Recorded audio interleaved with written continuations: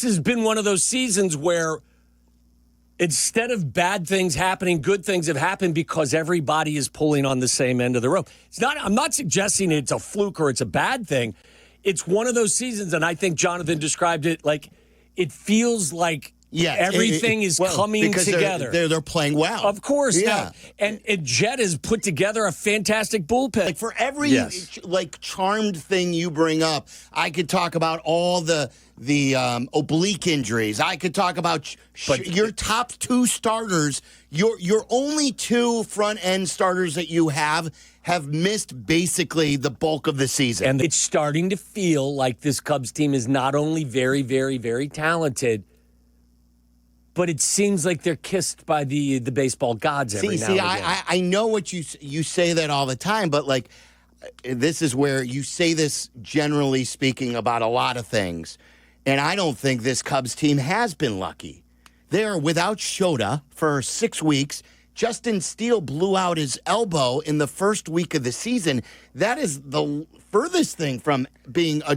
Did you have Pomerantz going 17 appearances with no runs? But it ebbs and flows. I just think that a lot of times, yes, you get lucky. I don't believe that the Cubs are charmed by any way, shape, or form. Did anybody think that the left-handed cat that you signed was going to be this good? Or that? I'm not diminishing what they're doing. I'm saying to you that things that you didn't expect to happen have taken over for the things that have harmed you. Like Pomerantz. Who thought that Pomerantz was going to do it? Nobody. Who thought anybody was? They have definitely dealt with injuries. Porter Hodge has been out. They've had all kinds of things. But that could have kept you down, but it hasn't because other guys have stepped forward. Or is that just a good team that to me doing some good stuff and other guys stepping up and doing... Like, I still don't think, I think when you weigh the luck meter, the Cubs are less lucky this year based on things that have happened. Don't like that's. I think that the term luck is, I'm not using it in a charmed life you used. Yeah, there have been like things.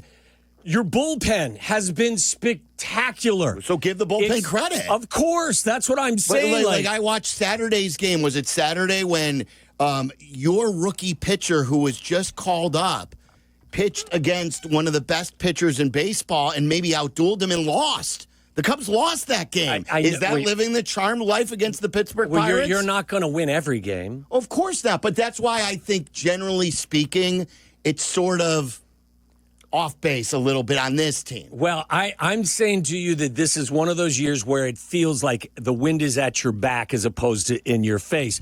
And you give everyone credit for it. Who thought PCA was going to have 18 home runs? Who thought, again, like Pomerantz was going to go 17 or 18 games without giving up a run? Who thought Matt Shaw would get sent down in the first? That's not lucky. And come back. That's good work. He got sent down at the start of the season, like starting the year in Japan, 2 regular season games, then going back to spring training, and then having to I'm getting defensive because I don't believe that there's every team gets breaks. I believe it's what you make of the breaks. Course. And this team is not a charmed team yet. It's one of those things, though, that breaks can be, you've created those breaks yourself. This has been one of those seasons where instead of bad things happening, good things have happened because everybody is pulling on the same end of the rope. I'm not suggesting it's a fluke or it's a bad thing.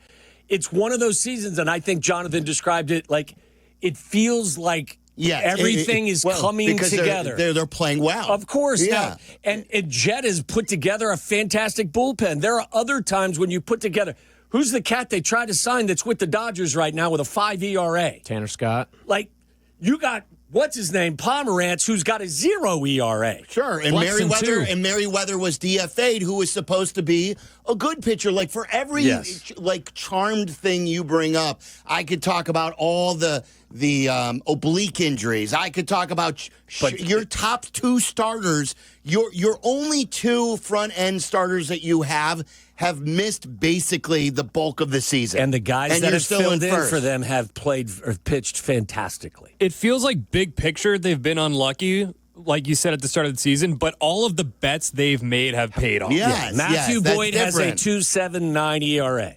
And they've been like the best. A lot of these bets have been the best possible versions of themselves. Colin Ray has an ERA under 4. Ryan Presley's had one game, I think, where he's given up an earned run. He gave up 8 or 9 of them. He was also demoted from being the closer 2 weeks into the season. I'm just saying to you, and again, this is not a negative. There was nothing negative about the Cubs winning 2016. To get to the top of the mountain, you have to have a little bit of wind behind you. And when guys go down, I think a better way to put it is you have got to overcome adversity. Of course. When the 2016 Cubs lost Kyle Schwarber, second week of the season? Yes. And they were still able to overcome that with Ben Zobrist in left field and Wilson Contreras coming up and playing left field. Guys came up and they started living up to what they were supposed to be. Yeah, and some bounces go your way. That's usually what happens when you're... Nico Horner has stayed healthy and has played the way you hoped he had. Seiya hasn't spent a ton of time on the injured list and is second or third in all of baseball in runs driven in. Seiya was on the injured list once, wasn't he? No, he just missed a couple days. Was it just a couple days? But again, you can take it however you want. I'm just saying the 2018 Bears, okay? Were they charmed or uncharmed? Did they live a charmed life or were they uncharmed? Their offense wasn't very good. Their defense was spectacular. They clanked a ball against the upright. That's what I'm saying. I would think that most of the year you would say, look at Mitch against Tampa with the 6 touchdowns when they were all created for him. The mojo's going their way, and what ultimately ended them was a kicker that they didn't pay attention to. To get to the top of the mountain, you have to have good fortune. That wasn't good fortune. He clanked the upright. Again, nobody had Matthew Boyd with an under 3 ERA. Again, I'm not meaning to be critical with it. The guys that have had to step in because you lose Steele and you lose Shota, you could have never imagined that everyone would have rallied the way they have. And you make the most of the season. It's been a great 70 or 75 games of the season for them. I can't wait to go there today. You want to weigh in on the Cubs? Are you in or out? What do you believe is truly being in on your team?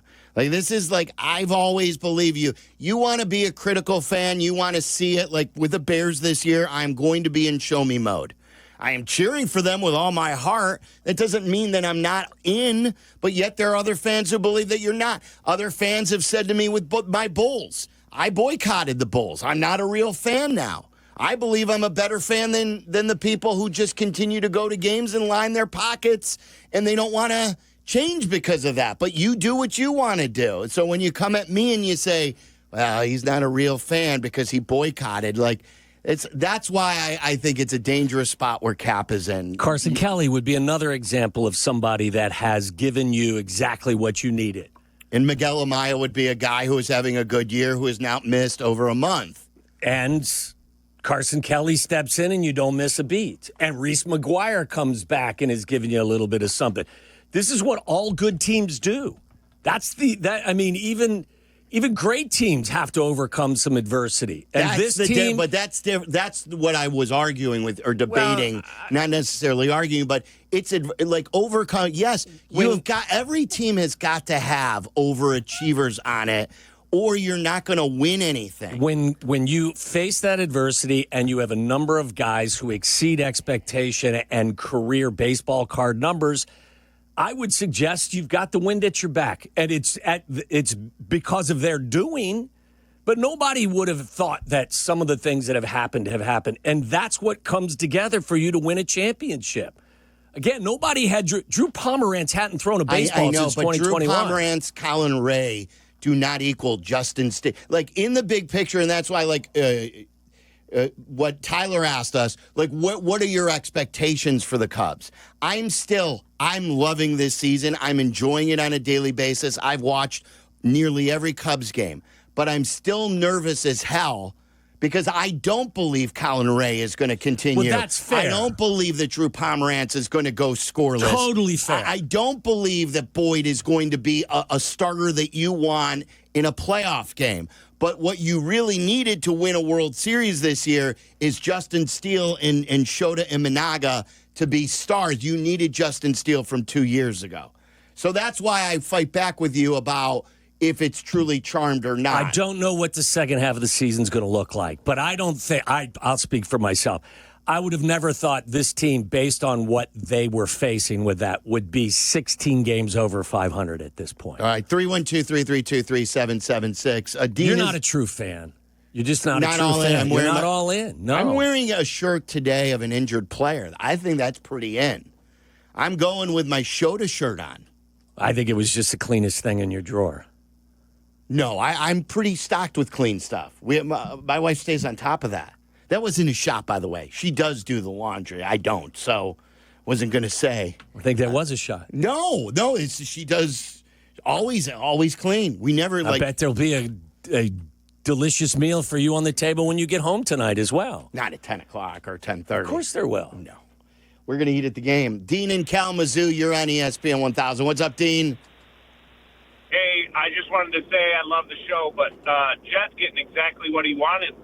When he finished the year last year, you guys all made fun of him when he said, hey, I got to have guys overachieve for this team to be good. Well, he's getting exactly what he wanted. Yes, so, you're right. I don't know if it's his, and we've mentioned that, too. I don't know if it's his doing, but he's getting what he wanted. So, and, you know, a charmed season, you get a bunch of guys that, like, the little guy on 2016, the little third baseman, he did all kinds of stuff for that team that they didn't expect, but boy, was he what they needed him. So, who are you talking about, the third base? That was Chris Bryant. You got to have all those fill-in guys, right?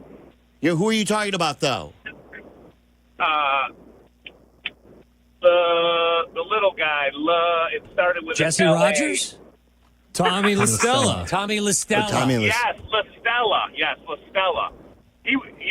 They had a couple of guys like that would just come in and fill in these little roles, and that's what they're getting. When the big guys would go down, they would come in and say, yeah, I'll give Zobrist a day off, or I'll give, Bryant a day off, and then they'd come in and fill in, but they didn't have to do it all year. You had your big staples hold the team together, and then you had a bunch of little guys in there just keeping things rolling, and that's what really is going on this year. Now, we don't have as many staples as we did in 2016, but at least the younger guys and the bench guys are keeping everything going. Now, can we do it in the playoffs? That's the goal. Yeah, and continue to do it. Look, they're still facing the Brewers, a team they have not beaten more than they have lost to in the last few years. And I made this statement before they went up there that I wanted more of a football mentality. Let's go up there and we have to take 2 of 3. We can't continue to lose these games to the Brewers. This series, it's 3 games, Tyler, isn't it? Yeah, 3-game series. So it's the difference between you either, if they win 2 out of 3, it's back to 4.5, which is still a good lead. Or if you take 2 of 3, it's 6.5. So the difference between one or the other team winning 2 of 3 is the 4.5 game lead versus the 6.5 game lead. And I would love for the Cubs, at the very least, to leave this series up 6.5. When they went up there in the beginning of May, they won 10-0 and 6-2. They did lose the third game 4-0, but yeah, the bats went asleep. They went up and they made a statement. Peralta, they struggle with Peralta. That's another one that we've been talking about where some of the good pitching has limited them this year. It has. I think, what's the total tonight, guys? Last I saw was 9. Wind's blowing out. Because with the Cubs, after a day off, they've been in this stretch where I think they're playing like 26 of 27. They got a day off yesterday. The wind's blowing out. Is tonight or is it already adjusted where it's not a value at what'd you say, 9? Last I saw was 9, yeah. Because I think I would love to. I'm hoping the Cubs put up a big number tonight and that both teams are scoring with the wind blowing out. The one thing is Ben Brown starting tonight for the Cubs, and he has been very good against Milwaukee. I don't think he's coming off a bad outing, and he usually adjusts. Yeah, and I don't think he's allowed to run to Milwaukee in his career. Now that you told me Ben Brown is pitching, I'm even more likely to play the over. And I hope he just give the ball if he struggles, give the ball to Chris Flexen and he'll go 5 scoreless. Flexen was good the other day. White Sox guy. Another White Sox guy they turned around pitching-wise. That's what happens in blessed seasons. To the point about that 2018 Bears team, not to do too many cross sports, but that was Kyle Fuller as an All-Pro and Khalil Mack having one of the best seasons of his career and Eddie Jackson being one of the best safeties in football and Bryce do you Callahan remember being how the many best slot times corner the in ball football? just went in the air and landed in Eddie Jackson's arms? But those tend to even out. That's my point with Cody Parkey. The same thing with the 03 Cubs. We're not there yet. Well, I mean, that's what I mean. I'm just saying, before you count any season being, I don't think Hoodie or I, neither one of us, is counting them, giving them a World Series ring. It's the guys you've needed to do exactly whoever he said what Jet asked to do. Have done it. Yeah. And they've done it collectively. They've overcome a lot of the bad luck that they've had. Yes. And who would have ever thought some of the guys I mentioned would have done what they have done? That's what you need to get to where you want to go. Most teams don't do that.